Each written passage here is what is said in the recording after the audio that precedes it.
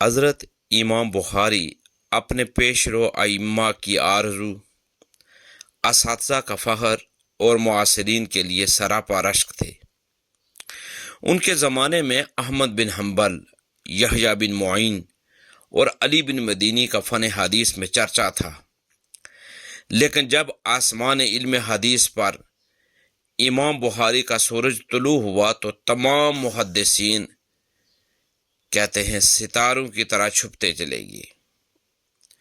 صحیح مجرد میں سب سے پہلے انہوں نے مجموع حدیث پیش کیا اور پھر کتب صحاح کی تصنیف کا سلسلہ شروع ہو گیا۔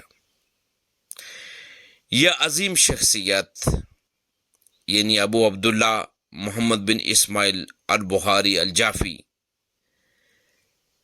13 شوال 194 ہجری میں ماوراء النہر کے شہر مشہور شہر بخارا میں پیدا ہوئے۔ امام بخاری کے والد اسماعیل بن ابراہیم بن مغیرہ الجعفی عظیم محدث اور ایک صالح بزرگ تھے۔ ابن حبان نے ان کو طبقہ رابعہ کے ثقہ راویوں میں شمار کیا ہے۔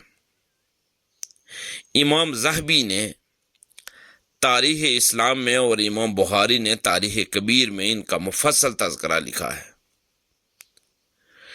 انہیں امام مالک، اس کے ساتھ ساتھ عبداللہ بن مبارک اور عماد بن زید جیسے یکتا روزگار حضرات سے روایت حدیث کا شرف حاصل ہوا، اور یحییٰ بن جعفر بیکندی، احمد بن جعفر اور نصر بن حسین،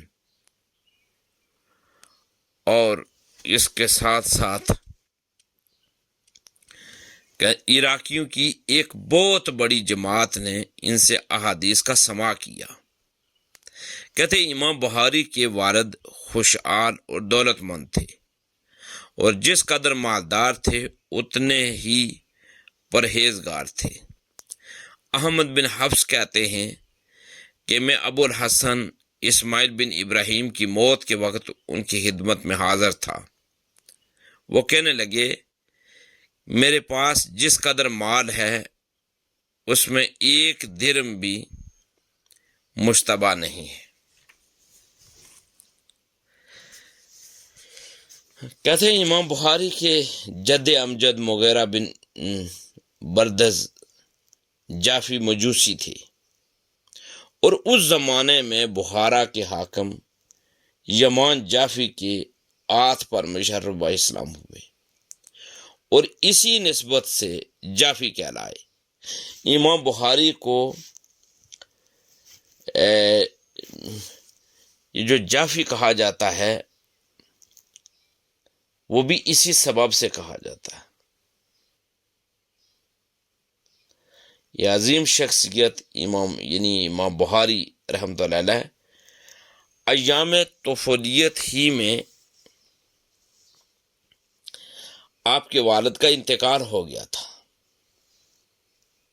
اور پرورش کی جملہ ذمہ داری یعنی تمام تر ذمہ داری آپ کی والدہ نے سنبھال لی تھی۔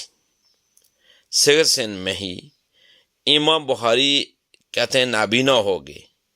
اس وقت کے مشہور اطباء اور معالجین سے رجوع کیا گیا، مگر کسی کی پیش نہ جا سکی۔ بہت کوشش کی اطباء نے، لیکن علاج نہ ہو سکا۔ آپ کی والدہ بڑی عابدہ اور زاہدہ تھی۔ انہوں نے رو رو کر اللہ تعالیٰ سے فریاد کی اور دامن پھیلا کر اپنے لخت جگر کے لیے بصارت مانگی، اور بالآخر دریائے رحمت جوش میں آیا، اور ایک رات انہیں خواب میں حضرت ابراہیم علیہ السلام کی زیارت ہوئی، اور آپ نے فرمایا کہ اللہ تعالیٰ نے تمہاری آوازاری اور دعاؤں کی کثرت کے سبب تمہارے بیٹے کی بصارت لوٹا دی ہے۔ صبح جب امام بخاری بستر سے اٹھے تو ان کی آنکھیں روشن تھیں۔ یہ ماں کی دعا کا اثر تھا کہ امام بخاری کو فقط آنکھوں کی روشنی نہ ملی بلکہ دل کی روشنی بھی مل گئی۔ ابتدائی اور ضروری تعلیم حاصل کرنے کے بعد جب امام بخاری کی عمر 10 سال کو پہنچی تو اللہ تعالیٰ نے آپ کے دل میں علم حدیث کی تحصیل کا شوق پیدا کیا اور آپ نے بخارا کے درس حدیث میں داخلہ لے لیا۔ علم حدیث کو آپ نے انتہائی پوری کوشش، پوری کاوش اور محنت سے حاصل کیا، متن کو محفوظ رکھا اور سند کے ایک ایک راوی کا بھی خیال رکھا اور ایک ایک راوی کو ضبط کیا، حتیٰ کہ 1 سال بعد متن حدیث اور اس کی سند پر آپ کے عبور کا یہ عالم تھا کہ بسا اوقات اساتذہ بھی آپ سے اپنی تصحیح کرتے تھے۔ ایک مرتبہ آپ کے استاد داخلی نے حدیث بیان کرتے ہوئے یہ فرمایا کہ حدثنا سفیان، اور پھر فرمایا ان ابی الزبیر ان ابراہیم۔ آپ رضی اللہ تعالیٰ عنہ نے فرمایا کہ ابو الزبیر کی ابراہیم سے کوئی روایت نہیں ہے۔ استاذ نے ناراض ہو کر امام بخاری کو تحدید کی۔ آپ نے کہا کہ اگر آپ کے پاس اصل ہے تو اس میں دیکھ لیجیے۔ استاذ نے اصل کی طرف رجوع کیا اور کہا اچھا پھر بتلاؤ یہ روایت کس طرح ہے؟ آپ نے فرمایا اور عرض کیا حدثنا سفیان ان زبیر بن عدی ان ابراہیم، اور بتلایا کہ یہ لفظ ابی الزبیر نہیں زبیر بن عدی ہے۔ استاد حیران رہ گئے اور انہوں نے بڑی مجلس میں امام بخاری کی تحسین کی۔ امام بخاری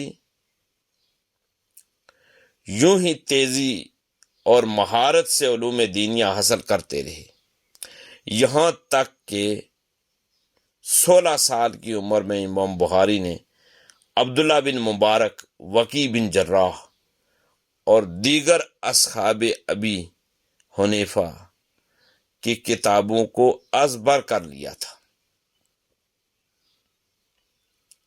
اور پھر 18 سال کی عمر میں امام بخاری اپنے بڑے بھائی احمد بن اسماعیل اور اپنی والدہ ماجدہ کے ساتھ حج کرنے کے لیے حرمین شریف میں تشریف لائے، وہاں حاضر ہوئے۔ حج کے بعد کہتے ہیں ان کے بھائی تو والدہ کو لے کر واپس چلے گئے، لیکن امام بخاری مزید تعلیم کے حصول کے لیے وہیں رہ گئے۔ اسی دوران انہوں نے کہتے ہیں کہ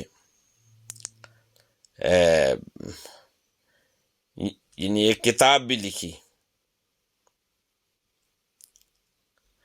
اور اس کے بعد کہتے کہ چاندنی راتوں میں روضہ رسول، روضہ انور صلی اللہ علیہ وسلم کے پہلو میں بیٹھ کر تاریخ کبیر کتاب کی تصنیف کی۔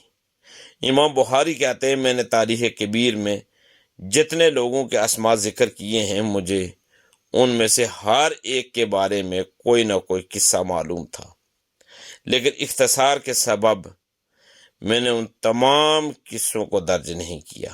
تاریخ کبیر کی تکمیل ہوتے ہی اس کی نقل کا سلسلہ شروع ہو گیا تھا۔